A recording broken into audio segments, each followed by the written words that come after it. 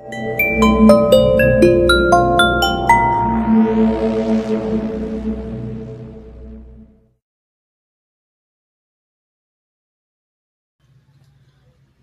কিছুদিন থেকেই ব্যোমকেশ একটা বই নিয়ে নাড়াচাড়া করছে। আমি বারবার দেখছি সে এক একবার বইটাকে পড়ছে আর বলছে, সত্যি ভারত লাজবাব। কিন্তু কেন সে কথা বলছে সেটা আমি বলতে পারবো না। বই তো ব্যোমকেশ কম পড়েনি, কিন্তু আজ তার কি হলো? আমি চায়ের কাপে প্রেমিকের মতন চুম্বন করলাম, সঙ্গে সঙ্গে প্রেমিকার মতন চায়ের উষ্ণ পরশ পেলাম আমার ঠোঁটে।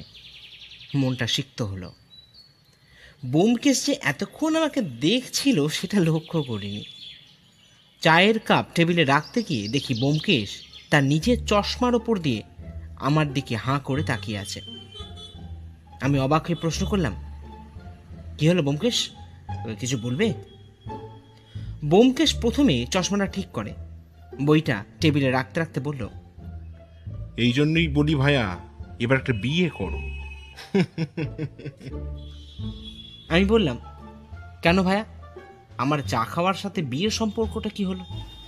এবার ব্যোমকেশ মুচকি হেসে বলল, সেটা তোমার কাপটাকে জিজ্ঞাসা করো ভাইয়া, সেই ভালো বলতে পারবে। এই বলে আমার কাপটা হাতে তুলে বলল, ওগো প্রিয়তমা, খুব কষ্ট হলো তোমার।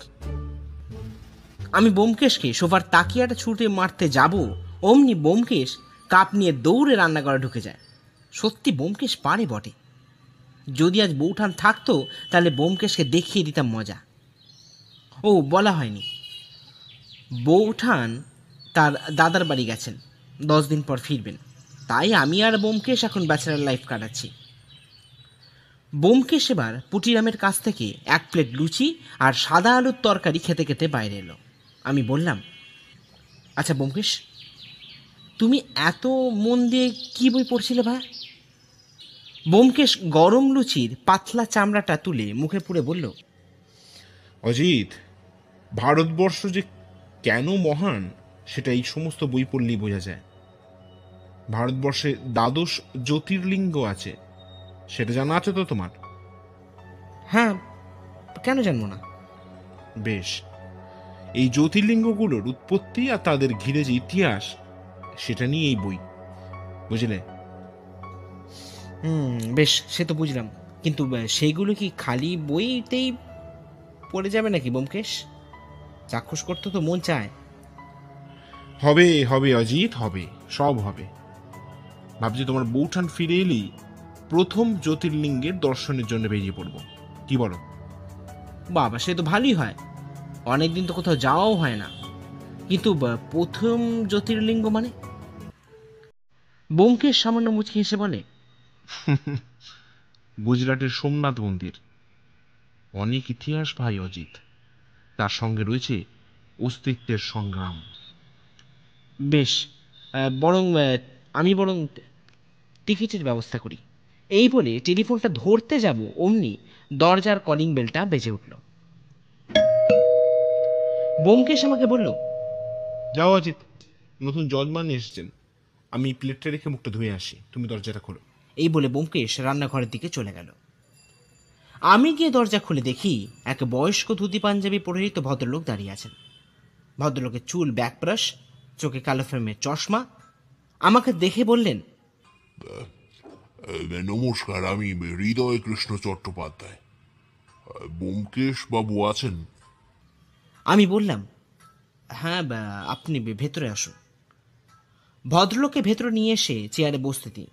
ভদ্রলোক চেয়ার কাছে টেনে বসতে যাবেন, এমন সময় ব্যোমকেশ ঘরে ঢুকে বলল, নমস্কার, গরিবের নাম ব্যোমকেশ বক্সী। ভদ্রলোক চেয়ারে না বসে এবার সিঁড়ে দাঁড়িয়ে উঠে বললেন, নমস্কার, আমি হৃদয় কৃষ্ণ চট্টোপাধ্যায়, দত্তপুকুরে থাকি। এরপর সবাই যথাস্থানে বসার পর ব্যোমকেশ বলে, হৃদয়কৃষ্ণবাবু, সব তো বুঝলাম, কিন্তু ব্যোমকেশের কথা থামিয়ে হৃদয়কৃষ্ণবাবু বললেন, আসলে আমার 5 পুরুষের বাস ওই দত্তপুকুরে। সেখানকার মানুষেরা যথেষ্ট সম্মান করেন। আসলে কি বলুন তো, সম্মানের থেকেও মানুষের ভালোবাসা পেয়ে আমরা ওই বাকে বলে পুলকিত এবং গর্বিতও বটে। আমার পূর্বপুরুষরা জমিদার ছিলেন, তাই বলতেই পারেন আমিও তথাকথিত জমিদার। ব্যোমকেশ এবার বলে, কিন্তু এই জমিদার মশাইয়ের সত্যান্বেষী দরকার হলো কেন হৃদয়কৃষ্ণবাবু? ভদ্রলোক কিছু বলতে যাবেন অমনি পুঁটিরাম চায়ের কাপ টেবিলের ওপর রাখল। আমি সবার হাতে কাপ তুলে দিতেই হৃদয়কৃষ্ণবাবু আবার বলতে শুরু করলেন। আসলে ব্যোমকেশ বাবু, এককালে আমাদের অবস্থা খুব ভালো ছিল, তবে ওটা খুব না বলে অত্যধিক বললেই ভালো হয়। কিন্তু সময়ের চাকা ঘোরার সঙ্গে সঙ্গেই আমাদের অবস্থার পরিবর্তন হয়। আর এখন তো এই বলে চুপ করে গেলেন হৃদয়কৃষ্ণবাবু। বেশ, সে তো বুঝলাম হৃদয়কৃষ্ণবাবু, কিন্তু ব্যাপারটা কি? দেখুন ব্যোমকেশ বাবু, অর্থনৈতিক অবস্থা পড়ে যাবার এমনিতেই খুব দুশ্চিন্তায় আছে। তার উপর আমার একমাত্র মেয়ের বিবাহ ঠিক হয়ে যায়। কোনো মতে সামান্য পড়ে থাকা জমিটুকু বিক্রি করে মেয়ের বিয়ের জোগাড় যন্ত্র করতে শুরু করে দিই। তো হঠাৎ করে বরের বাড়ির আবদার হয় একটা গাড়ির। এবার ব্যোমকেশ বেশ রেগে উঠে বলল, কিন্তু পণ চাওয়া তো অপরাধ হৃদয়কৃষ্ণবাবু। দেখুন, আহ, সেটা আমিও জানি, কিন্তু প্রথমত আমাদের বাড়ির একটা সুনাম আছে, আর নিয়ম কানুন আইনের খাতাতেই ভালো লাগে ব্যোমকেশ বাবু। ওসব রূপকথার গল্প মাত্র। তাই মেয়ের সুখের জন্য আমাকে এইটা মেনে নিতে হয়, আর তার জন্যই অর্থের খোঁজ করতে থাকি। এরপর অর্থের সন্ধানে আমি গোটা বাড়ি তন্ন তন্ন করে খুঁজতে থাকি যদি কিছু মূল্যবান জিনিস পাওয়া যায় কিনা। আর তারপরই তারপর কি হৃদয়কৃষ্ণবাবু? তারপর আমাদের সিন্দুকটা ভালো করে খুঁজতে থাকি, তাদের থাকা পুরাতন কাগজপত্র ভালো করে খুঁজতে থাকি। অবশেষে একটা জিনিস আমার চোখে পড়ে যায়। আমি লক্ষ্য করলাম হৃদয়কৃষ্ণবাবুর দু চোখে লোভেতে চকচক করে উঠল। এবার ব্যোমকেশ বলল, কি জিনিস হৃদয়কৃষ্ণবাবু? আম, একটা কাগজ। এই বলে ভদ্রলোক একটা কাগজের টুকরো ব্যোমকেশের হাতে দিল। ব্যোমকেশ সেটা দেখে আমার হাতে চালান করে দিল। আমি দেখলাম তাতে ছড়ার 4 লাইন লেখা আছে। পৃথিবী হেতায় উলট পুরাণ, চরণতলে পাবে মান, সোমনাথেতে করলে প্রণাম, পাবে জিনিস মূল্যবান। আমি লক্ষ্য করলাম ব্যোমকেশ নিজের ঠোঁটে আঙুল দিয়ে কি যেন ভাবছে। এবার আমি ব্যোমকেশকে কাগজটা ফেরত দিয়ে বলি, এ তো কোনো গুপ্তধনের সন্ধান মনে হচ্ছে। ব্যোমকেশ বলে, ভাইয়া, তাই তো লাগছে। তারপর হৃদয়কৃষ্ণবাবুর দিকে ফিরে বলে, আচ্ছা, আপনার কি মনে হয় হৃদয়কৃষ্ণবাবু? দেখুন ব্যোমকেশ বাবু, আমাদের আগে অবস্থা যে অত্যধিক ভালো ছিল সেটা তো আপনাকে আগেই বলেছি। তাই গুপ্তধন থাকলেও আমি বিশেষ বিস্মিত হব না। কিন্তু এই গুপ্তধন আবিষ্কার হলে আমার যে একটা বিশাল উপকার হয়ে যাবে সেটা তো আপনি বুঝতেই পারছেন। তাই আপনার কাছে আমার বিনীত অনুরোধ, দয়া করে। দেখুন, আমি এর রহস্যের সমাধান কিন্তু করব, অন্তত আপনার মেয়ের বিয়ের কথা মাথায় রেখে। তবে একবার আপনার বাড়িতে থাকলে মনে হয় জিনিসটা ভালো করে বোঝা যেত। বেশ, তো আপনারা কালকে চলে আসুন, আমি সব ব্যবস্থা করে রাখবো। এবার ব্যোমকেশ বলে, আচ্ছা, এই গুপ্তধনের ব্যাপারে আপনি কাউকে বলেছেন নাকি? না না, এটা দেখতে পেয়ে আমি সটান আপনার কাছে চলে আসি। আপনাদের বাড়িতে সোমনাথ নামক কিছু? দেখুন ব্যোমকেশ বাবু, সোমনাথ বলে কোনো পূর্বপুরুষ আমাদের ছিল বলে আমার মনে নেই। আর গুজরাটে কেউ আগে গেছেন বলে তাও আমার মনে তো হয় না। ভারী অদ্ভুত ব্যাপার হৃদয়কৃষ্ণবাবু। ছড়াতে সোমনাথ নামটা ভারী অন্যরকম লাগছে। এরপর ব্যোমকেশ নিজের মনে মনে আস্তে আস্তে বলে, সোমনাথে প্রণাম, সেটা কি?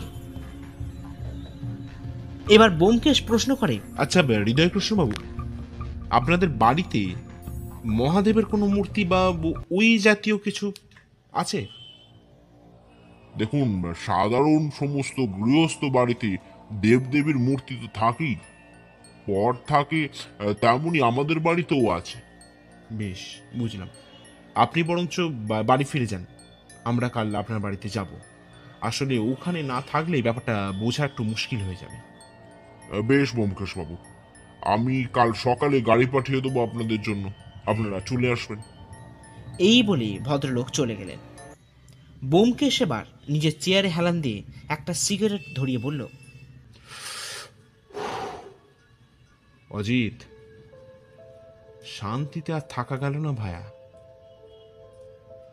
আচ্ছা অজিত, তুমি কি বুঝছো ব্যাপারটা নিয়ে?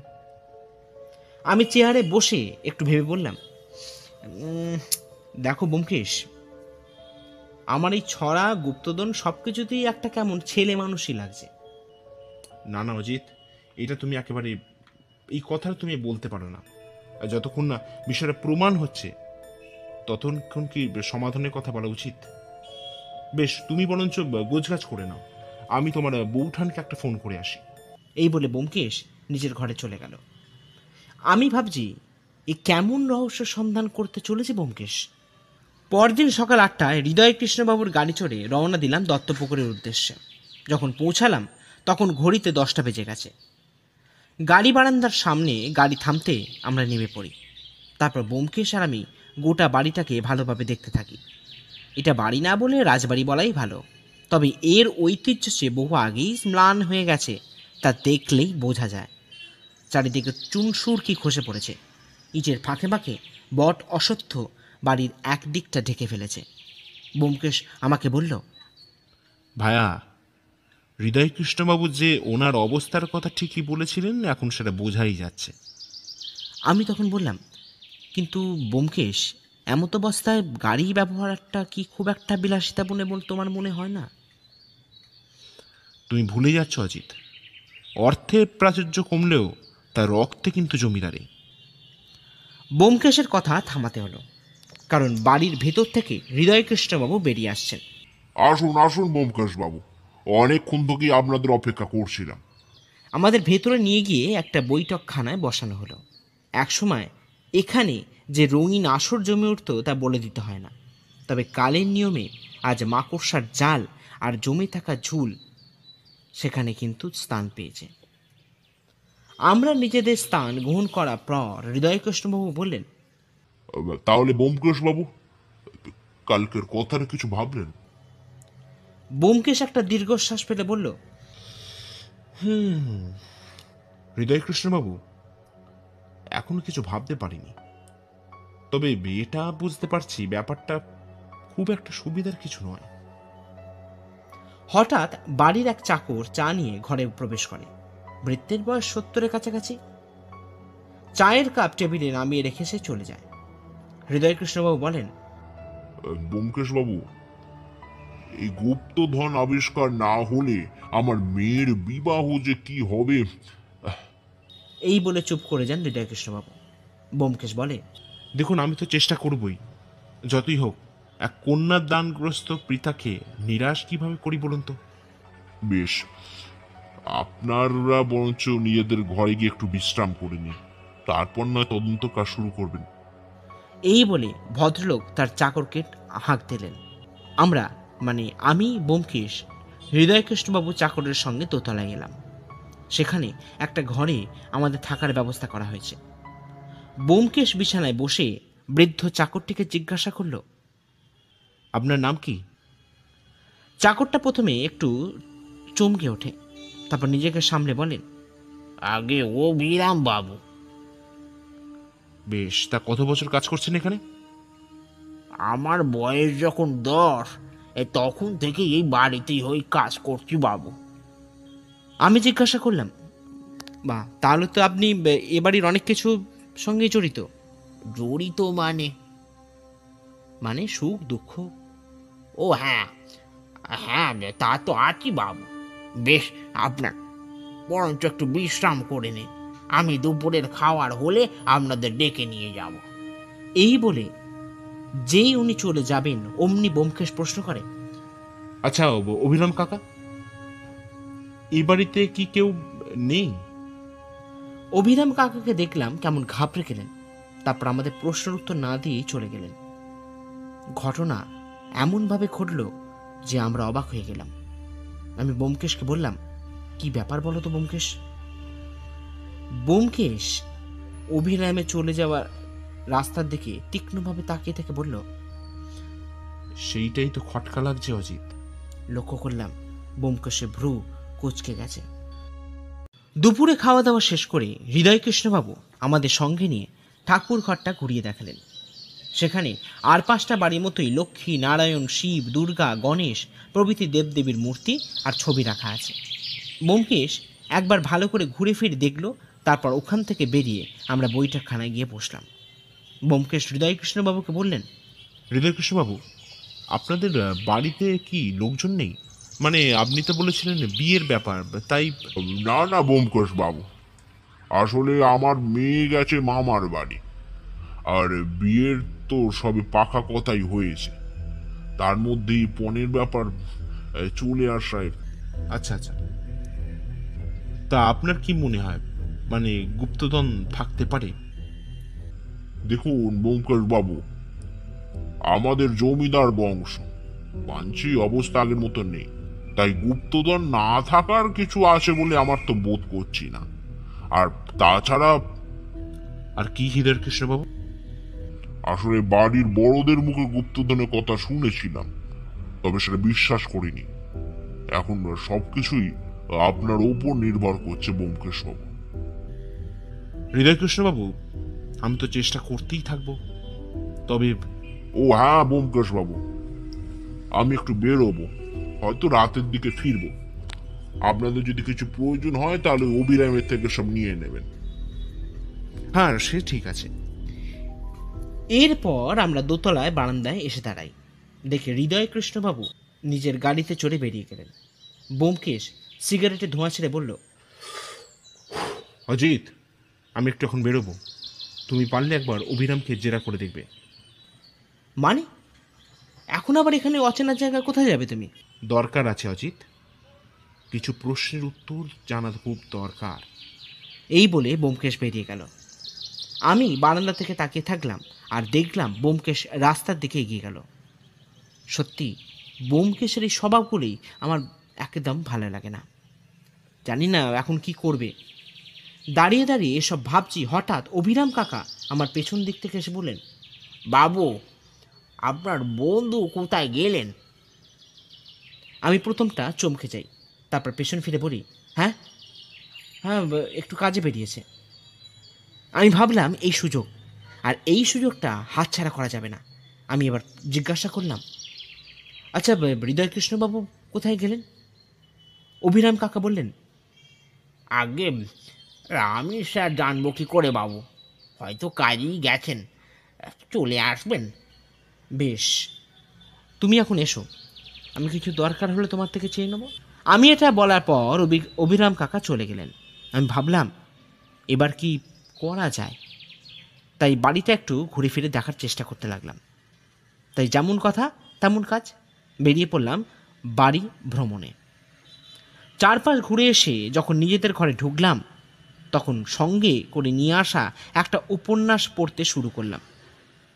কখন যে সন্ধে হয়ে গেছে বুঝতেই পারিনি। হুঁশ ফিরল ব্যোমকেশের ডাকে। কি হে অজিত, কি করছো? আমি ধর্মড়িয়ে বিছানা ছেড়ে উঠলাম। দেখি ব্যোমকেশ দরজার সামনে দাঁড়িয়ে আমাকে দিকে হাসছে। আমি বললাম, কোথায় গিয়েছিলে বলো তো? আমি তো ভাবলাম ব্যোমকেশ বুঝি পগার পার। ব্যোমকেশ মুচকি হেসে বলে, ভায়া, এই সত্যান্বেষী অনেক অপরাধীকে পগার পার করিয়েছে, কিন্তু নিজে নয়। আর সে ছাড়ো, বলো তো অভিরামকে কি জিজ্ঞাসা করলে? আমি একটু হতাশ হয়ে বললাম, কি করব বলো তো, মানুষটা এতটাই হতাশ থাকেন যে কোনো কিছু জিজ্ঞাসা করলে কোনো উত্তরই দেন না। আর জিজ্ঞাসা করলেও যে কোনো সদুত্তর তিনি দেবেন সেটা আশা করাও তো ঠিক নয় ব্যোমকেশ। ব্যোমকেশ এবার চেয়ারে বসে সিগারেট ধরাতে ধরাতে বলল, তার মানে তুমি অকৃতকার্য। বেশ, এবার আমার একটা প্রশ্নের উত্তর দাও তো। বলো না। আচ্ছা এই অজিত, এই সোমনাথ ব্যাপারটা বলতে তুমি কি বোঝো বলো তো? আমি একটু ভেবে বলি, দেখো ব্যোমকেশ, আমি সোমনাথ বলতে গুজরাটের শিবের মন্দির কি বুঝি, আর তাছাড়া। হ্যাঁ, ব্যোমকেশ আমার দিকে হাঁ করে তাকিয়ে থেকে বলল, তোমার জবাব নেই অজিত, সাব্বাস। চলো তো একবার। আমি অবাক হয়ে বললাম, কোথায়? এত প্রশ্ন করো না অজিত, আমার পেছন পেছন এসো। এই বলে ব্যোমকেশ যেই দরজা দিয়ে বেরোতে যাবে অমনি আমাদের সঙ্গে দেখা করতে আসা হৃদয়কৃষ্ণ বাবুর সঙ্গে ধাক্কা খেল। তারপর হৃদয়কৃষ্ণ বাবুকে বললেন, হৃদয়কৃষ্ণ বাবু, চলুন তো একবার। হৃদয়কৃষ্ণ বাবু ভারী অবাক হয়ে বললেন, কোথায় ব্যোমকেশ বাবু? ঠাকুরঘর। এই বলি হৃদয়কৃষ্ণ বাবুর হাত ধরে ব্যোমকেশ বেরিয়ে পড়ল। আমিও সঙ্গে সঙ্গে পিছু নিলাম ওদের। এখন ঠাকুর ঘরে আমরা তিনজন দাঁড়িয়ে আছি। ব্যোমকেশ তাকিয়ে আছে দেবাদিদেবের ওপর, আর আমরা ব্যোমকেশের দিকে। হঠাৎ আমাদের অবাক করে ব্যোমকেশ মহাদেবের তলদেশ ধরে নাড়াবার চেষ্টা করতে লাগলো। হৃদয়কৃষ্ণবাবু বললেন, এ কি করছেন ব্যোমকেশ বাবু? আমাদের বংশের কুলদেবতা উনি। এটা কি করছেন? ভুল হচ্ছে। আমি ব্যোমকেশকে কিছু বলতে যাব, দেখলাম ব্যোমকেশ শিব মূর্তি ছেড়ে দিল। তারপর নীরবে তাকিয়ে থাকলো লিঙ্গের দিকে। আমি বললাম, এটা কি করছিলে ব্যোমকেশ?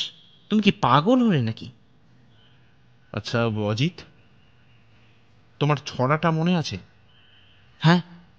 বেশ, একবার বলো তো। আমি বলতে শুরু করলাম, পৃথিবী হেতায় ওলট পোড়ান, চরণতলে পাবে মান, সোমনাথেতে করলে প্রণাম, পাবে জিনিস মূল্যবান। এবার ভেবে একবার দেখো তো, সোমনাথ মানে কি? আমি বললাম, সেটা তো সোজা ব্যোমকেশ, মহাদেব। তাহলে ছড়া অনুযায়ী সোমনাথে করলে প্রণাম, পাবে জিনিস মূল্যবান। আমি অবাক হয়ে বললাম, ও বাবা, আচ্ছা সেই জন্যই তুমি আমার বলার পরেই তুমি শিব মূর্তি পরীক্ষা করতে এখানে চলে এলে? ব্যোমকেশ তার ডান হাতের আঙুল দিয়ে থুতনিতে বোলাতে বোলাতে তার বাঁ হাতটা কোমরে দিয়ে রেখে বলল, হ্যাঁ আসি, কিন্তু ছড়া অনুযায়ী মূর্তি নাড়াতেও তো কিছু পাওয়া গেল না অজিত। এবার হৃদয়কৃষ্ণবাবু বললেন, তাহলে ব্যোমকেশ বাবু। ব্যোমকেশ একটা দীর্ঘশ্বাস ফেলে বলল, তাহলে এখনো ভাবার দরকার আছে হৃদয়কৃষ্ণবাবু। আদৌ গুপ্তধন আছে কিনা সেটাও তো একটা বড় প্রশ্নের বিষয়। বেশ, এখন চলুন। এই বলে আমরা সেখান থেকে বেরিয়ে এলাম। রাতের খাওয়া শেষ হওয়ার পর আমরা ঘরেতে বসে আছি। এমন সময় হৃদয়কৃষ্ণবাবু ঘরে ঢুকলেন। তারপর ব্যোমকেশকে লক্ষ্য করে বললেন, ব্যোমকেশ বাবু, ভারী বিপদে আছি। বুঝতেই পারছি না কি করব। আদৌ কিছু পাওয়া যাবে তো? কিছু তো বুঝতে পারছি না। আর আমার মেয়েটারই বা কি হবে? ব্যোমকেশ চেয়ারে হেলান দিয়ে বলল, দেখুন হৃদয়কৃষ্ণ বাবু, আমি তো চেষ্টা করছি, সেটা আপনি হয়তো বুঝতেই পারছেন, কিন্তু সব কেমন যেন গুলিয়ে যাচ্ছে। এবার ব্যোমকেশ আমাদের অবাক করে বলে উঠল, আচ্ছা, আপনাদের বাড়িতে আর কোনো বা কোথাও মহাদেবের মূর্তি আছে? হৃদয়কৃষ্ণবাবু একটু ভেবে বললেন, না ব্যোমকেশ বাবু, সেরকম তো আমার জানা নেই, তবে অভিরাম জানলেও জানতে পারে। বুঝতেই পারছেন, অভিরাম আমাদের বহুদিনের বৃত্ত। বেশ, আপনি বরঞ্চ একবার অভিরামকে ডেকে দিন, দেখি ওর সাথে কথা বলে যদি কিছু জানা যায়। হৃদয়কৃষ্ণবাবু একটু ভাবলেন, তারপর আবারও বললেন, ঠিক আছে, আপনি যখন বলছেন, দেখুন একবার চেষ্টা করে অবিরামের থেকে যদি কিছু জানতে পারেন, আমি ডেকে দিচ্ছি। এই বলে ভদ্রলোক বেরিয়ে গেলেন। মিনিট 10 পরেই দরজায় ধাক্কা। আমি বললাম, কে? বাইরে থেকে আওয়াজ এলো, আগে আমি অভিরাম বাবু। ব্যোমকেশ আমাকে তাড়াতাড়ি বলল, আমার কথার সঙ্গে সঙ্গে তাল মিলিয়ে যাবে অজিত। তারপর ব্যোমকেশ অভিরাম কাকাকে ঘরে নিয়ে আসলো। অভিরাম কাকা ঘরে আসতে ব্যোমকেশ একটা কাঠের চেয়ার এগিয়ে দিল। তারপর যে যার জায়গায় বসার পর ব্যোমকেশ প্রশ্ন করল, আচ্ছা অবিরাম কাকা, আচ্ছা এই বাড়িতে আর কোনো মন্দির আছে? অভিরাম কাকা একটু অবাক হয়ে বললেন, আগে না বাবু। বেশ, আচ্ছা ঠাকুরঘর ছাড়া মহাদেবের কি আর কোনো মূর্তি এ বাড়িতে আছে? না, ওই মূর্তিটাই বহুদিন ধরে পূজা হয়ে আসছে বাবু। এছাড়া আর বাকি মূর্তিগুলো? শুনেছিলাম কর্তামশাইয়ের বাবা অনেক বড় তান্ত্রিক ছিলেন, আর তন্ত্রবিদ্যার অনেক কিছুই উনি জানতেন বাবু, আর ওনারাই সব স্থাপন করেন। এছাড়া আমি কিছু জানি না বাবু। ব্যোমকেশ এবার আমাকে অবাক হয়ে প্রশ্ন করে, আচ্ছা অজিত, হৃদয়কৃষ্ণবাবুর মেয়ে কবে গেছেন মামার বাড়ি? অভিরাম কাকা কিছুক্ষণ চুপ করে থাকলেন। আমি লক্ষ্য করলাম তিনি গল গল করে ঘামছেন। তাই দেখে আমি বললাম, কি হলো অভিরাম কাকা, আপনি কিছু বললেন না তো? আগে গত পরশু বাবু। ব্যোমকেশ এবার বলল, বেশ ঠিক আছে, আপনি এখন আসুন। অভিরাম কাকা চেয়ার ছেড়ে যখন বেরিয়ে যাবেন, হঠাৎ ব্যোমকেশকে বলে উঠলেন, বাবু, রামায়ণে সীতাহরণ হয়েছিল জানেন তো? তারপরে লঙ্কার পতন হয়, এবারও হবে বাবু। এই বলে বেরিয়ে গেলেন অভিরাম কাকা। আমি আর ব্যোমকেশ একে অপরের দিকে তাকালাম। ব্যাপারটা যে বেশ গুরুতর সেটা বোঝাই যাচ্ছে। ব্যোমকেশ আমাকে বলল, অজিত, সব গুলিয়ে যাচ্ছে ভাইয়া। একদিকে ছড়ার প্যাঁচ আর অন্যদিকে এই অভিরামের বাণী। তবে একটা কথা ভালোই বুঝতে পারছি না, ছাড়ো। এই বলে ব্যোমকেশ জানলার দিকে মুখ করে একটা সিগারেট ধরালো। চারিদিকে নিস্তব্ধতা আর ঝিঝি পোকার ডাক গোটা ব্যাপারটাকে আরো বেশি রহস্যময় করে তুলেছে। ব্যোমকেশকে দেখলাম জানালা দিয়ে দূরের দিকে তাকিয়ে থাকতে আর বিড়বিড় করে কিসব বলতে। আমি ভালোই ভালোই বুঝতে পারছি ব্যোমকেশ এবার কাবু হয়ে পড়েছে। হঠাৎ আমার হুঁশ ফুলল ব্যোমকেশের গলার আওয়াজে।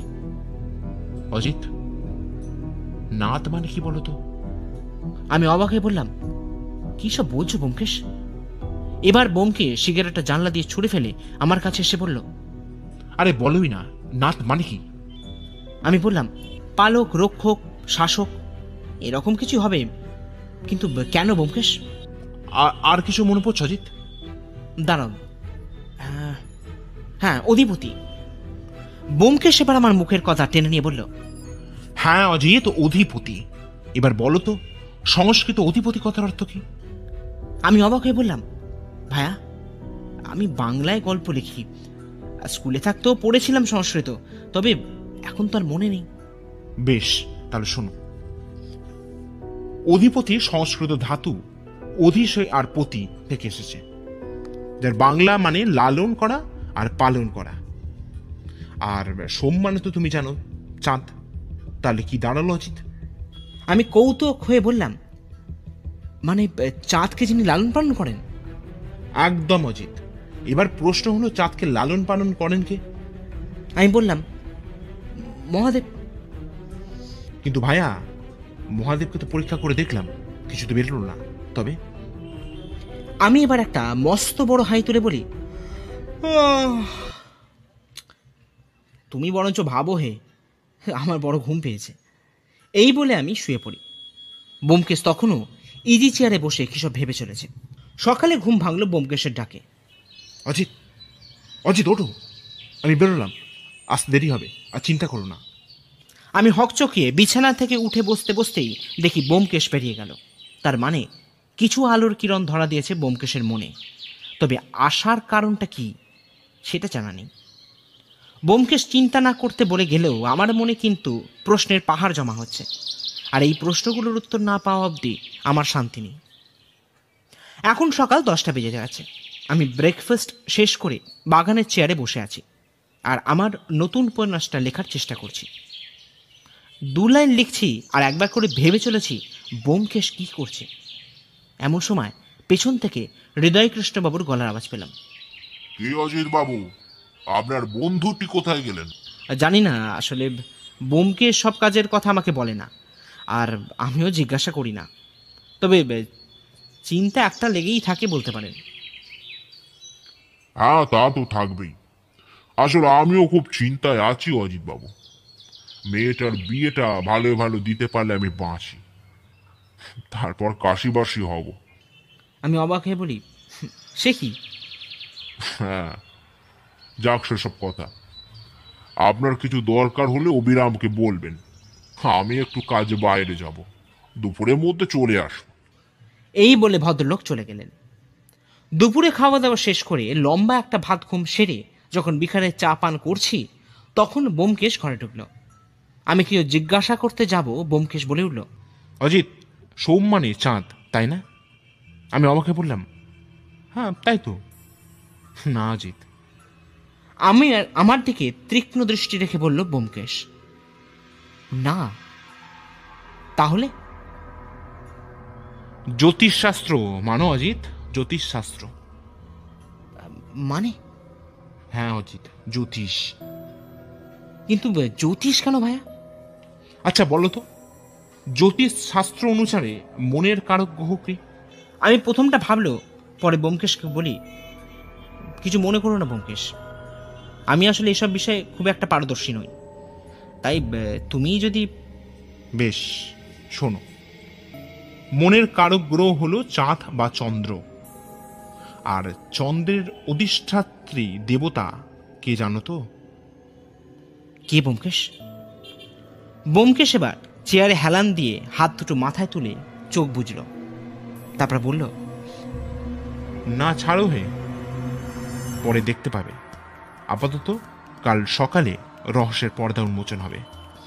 এই বলে বোমকেশ চুপ করে গেল। আমার মনের ভেতরে ধকধক করা শুরু হয়ে গেল। কে অধিষ্ঠাত্রী দেবতা? আমরা এখন ঠাকুরঘরে দাঁড়িয়ে আছি। আমরা ব্রেকফাস্ট শেষ করি, বোমকেশ আমাদের এখানে নিয়ে আসে। আমরা মানে বোমকেশ, আমি, হৃদয়কৃষ্ণবাবু আর অভিরাম। আজ যে কী হতে চলেছে কে জানে। খালি এটা জানি যে আজ বোমকেশ একটা বড় কোনো চমক দিতে চলেছে, সেটা বলে দিতে লাগে না। ঘরের সবাই চুপ করে দাঁড়িয়ে আছি প্রায় মিনিট 5 হলো। হঠাৎ বোমকেশ সমস্ত নীরবতা ভঙ্গ করে বলে উঠল, হৃদয়কৃষ্ণবাবু, আপনি আমাকে একটা সত্যের সন্ধান করতে দেন, আর তারপর একটা ছড়া লেখা কাগজ আমার হাতে তুলে দেন। তাতে কি লেখা ছিল আপনার মনে আছে? হৃদয়কৃষ্ণবাবু একটু ভেবে বললেন, আমাকে ক্ষমা করবেন ব্যোমকেশ বাবু, আমার আসলে... আপনার মনে নেই, ঠিক আছে। তাহলে অজিত একবার বলো তো। এই বলে বোমকেশ আমার দিকে তাকালো। আমি একটু ভেবে বললাম, হ্যাঁ ওই তো, পৃথিবী হেতায় উলট পুরাণ, চরণতলে পাবে মান, সোমনাথেতে করলে প্রণাম, পাবে জিনিস মূল্যবান। বাহ, সাবাস অজিত। এই বলে বোমকেশ আবারও হৃদয়কৃষ্ণবাবুর দিকে ফিরল, তারপর বলল, দেখুন হৃদয়কৃষ্ণবাবু, এই ছড়াটা নিয়ে আমি বেশ চিন্তিত হয়ে পড়ি। প্রথমত, আপনার মেয়ের বিয়ের একটা চাপ, তার উপর ছড়ার মর্মার্থ। তবে এই চাপের হাত থেকে আমাকে উদ্ধার করেন অবিরাম কাকা। হৃদয়কৃষ্ণবাবু অবাক হয়ে বললেন, অভিরাম?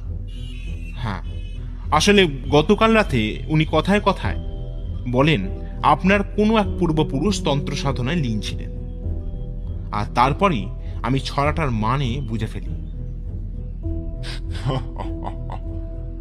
তাহলে ব্যোমকেশ বাবু আর দেরি কেন? তাড়াতাড়ি গুপ্তধনটা বার করুন। বোমকেশ এবার মুচকি এসে বলে, অবশ্যই বলবো হৃদয়কৃষ্ণবাবু, তবে একটু ধৈর্য ধরুন। এই বলে বোমকেশ এগিয়ে গেল ঠাকুর ঘরের দরজার দিকে, তারপর দরজা বন্ধ করে দিল। আমি বললাম, কি করছো বোমকেশ? না না অজিত, এখন কোনো কথা নয়। এখন যা কথা বলবো আমি, কারণ গল্পের হিরো কিন্তু এখন এই সত্যান্বেষী। আমি লক্ষ্য করলাম বোমকেশ বারবার ঘড়ি দেখতে লাগলো, তবে কারণটা কি সেটা জানি না। আর এখন যা পরিস্থিতি, তাতে বোমকেশকে জিজ্ঞাসা করলেও কোনো সদুত্তর পাওয়া যাবে না। বোমকেশ এবার এগিয়ে ঝুঁকে পড়ে মহাদেবের মূর্তিটা ভালো করে দেখতে দেখতে বলল, হৃদয়কৃষ্ণবাবু, আচ্ছা এই সোমনাথ বলতে আপনার মাথায় প্রথম কি আসে? হৃদয়কৃষ্ণবাবু বললেন, সোমনাথ বলতে ব্যোমকেশ বাবু আমার গুজরাটের সোমনাথ মন্দিরের কথাই আসে, আর তারপরে মহাদেব। আর কি হৃদয়কৃষ্ণবাবু? আর হ্যাঁ, স্কুলে আমার এক সোমনাথ বলে বন্ধু ছিল, তার কথাও মনে পড়ে ব্যোমকেশ বাবু। আর কিছু হৃদয়কৃষ্ণবাবু? হৃদয়কৃষ্ণবাবু আবার একটু ভেবে বললেন, না ব্যোমকেশ বাবু, আর তো তেমন কিছু মনে পড়ছে না। বেশ। আচ্ছা, আপনারা জ্যোতিষে বিশ্বাস করেন? হ্যাঁ আছে, তবে সেরকম ভাবে নয়। কিন্তু কেন বলুন তো? এবার ব্যোমকেশ মহাদেবের পাশে রাখা শ্রীকৃষ্ণের মূর্তির সামনে গিয়ে দাঁড়ায়। তারপর ঝুঁকে পড়ে কি সব দেখতে লাগে। এরপর সিধে হয়ে দাঁড়িয়ে বলে, আচ্ছা অজিত, তোমাকে মনের কারক গ্রহের কথা বলেছিলাম, মনে আছে এখন? আমি একটু ভেবে বলি, হ্যাঁ বলেছিলে তো, এই চন্দ্র। খুব ভালো অজিত। আর তার অধিষ্ঠাত্রী দেবতার কথা বলেছিলাম না? হ্যাঁ বলেছিলেন, কিন্তু কোন সে দেবতা সেটা তো বলনি। এবার হৃদয়কৃষ্ণবাবু একটু বিরক্ত হয়ে বললেন, কি সব যা তা বলছেন বলুন তো ব্যোমকেশ বাবু? এটা কি খেলার ময়দান নাকি? আর এটা কি আপনার সময় হলো ওইসব বলার? দেখুন হৃদয়কৃষ্ণবাবু, খেলার সময় কোনটা সেটা একটু পরেই বুঝতে পারবেন। এরপর আমার দিকে ফিরে বলল, অজিত, মনের অধিষ্ঠাত্রী দেবতা হলেন শ্রীকৃষ্ণ, বুঝলে? আমি তো অবাক। আমি বললাম, তার মানে ব্যোমকেশ? হ্যাঁ, ঠিকই ধরেছ অজিত। গুপ্তধন আশা করি। এবার ছড়াটা প্রথম থেকে বলো তো। আমি বলতে লাগলাম, পৃথিবী হেতায় উলট পুরাণ, চরণ তালে পাবে মান।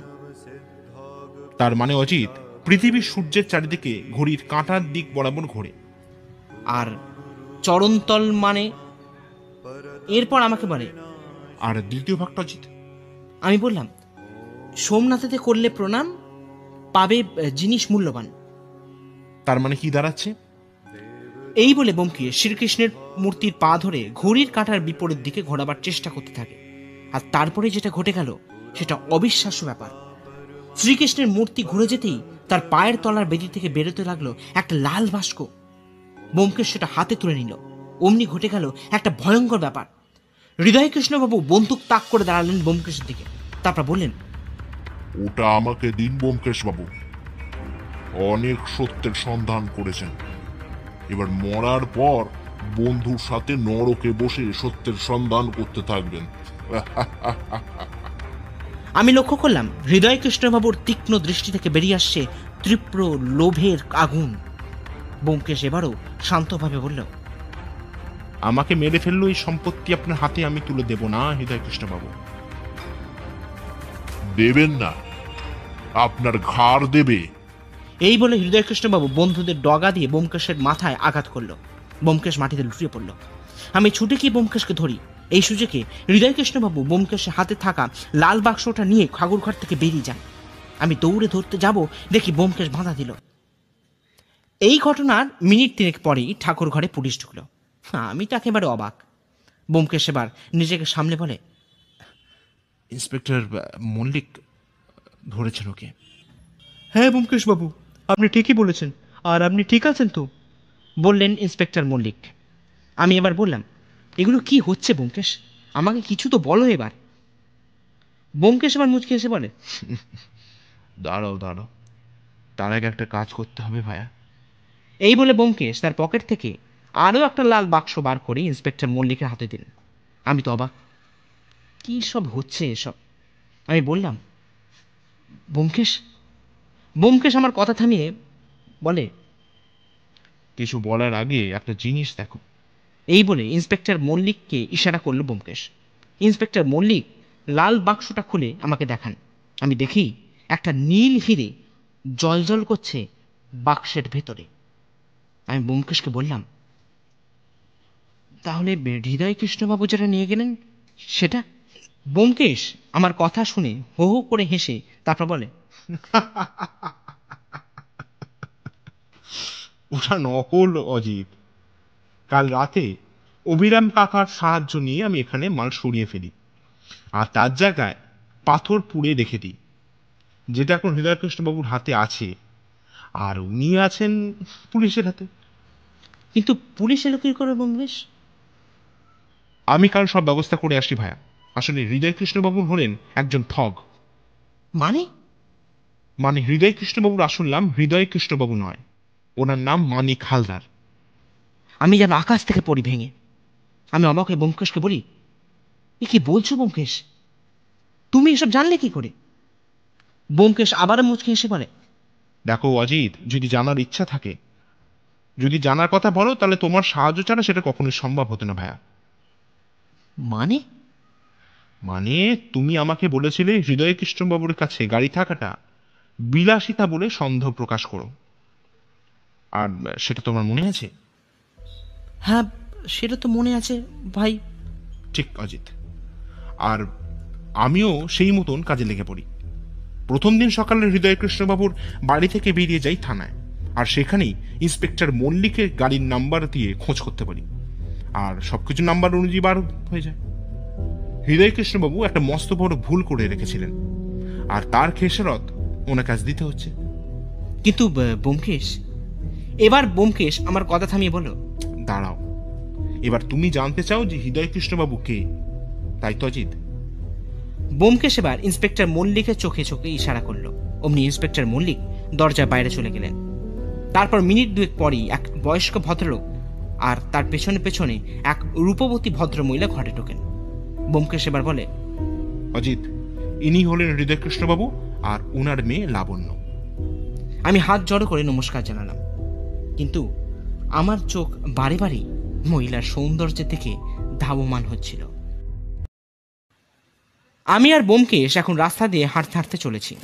আমি এবার ব্যোমকেশকে যেতে যেতে জিজ্ঞাসা করলাম, আচ্ছা ব্যোমকেশ, সব তো বুঝলাম, কিন্তু নীল পাথরটা কি হলো?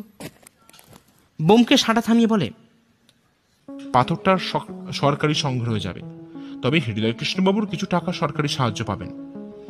তাতে হৃদয় কৃষ্ণবাবুর মেয়ের বিবাহ খুব ভালো করেই অর্থের সাহায্যে চলে যাবে। আর এবার ব্যোমকেশ মুচকে এসে বলে, তবে হৃদয় কৃষ্ণবাবুর মেয়েটি বেশ লক্ষ্মীমন্ত। কি বলো অজিত? ব্যোমকেশের জিহবা লেলন বুঝতে পেরে আমি বললাম, সবই মায়া ব্যোমকেশ, সবই মায়া। এবার ব্যোমকেশ তার ডান হাতটা আমার কাঁধে রেখে বলল, দেখো অজিত, কোনো মহিলাকে দেখা মানে কিন্তু অন্যায় নয়, তবে খারাপ নজরে দেখাটাই খারাপ। তুমি একজন পুরুষ, তাই দেখেছো, বেশ করেছো, তবে মনে রাখবে, মেয়েরা কিন্তু মায়ের জাত, অন্য কিছুর নয়, বুঝলে? এবার চলো, তোমার বউঠানের আসার সময় হয়ে গেছে। এই বলে ব্যোমকেশ এগিয়ে গেল সামনের দিকে। আমি হাঁ করে তাকিয়ে থাকলাম ওর দিকে। সত্যি কত কঠিন কথাগুলো কত সহজভাবে বলে গেল ব্যোমকেশ। সত্যি তো, এই নারকীয় দৃষ্টির জন্যই তো কত অন্যায় ঘটে চলেছে সমাজে।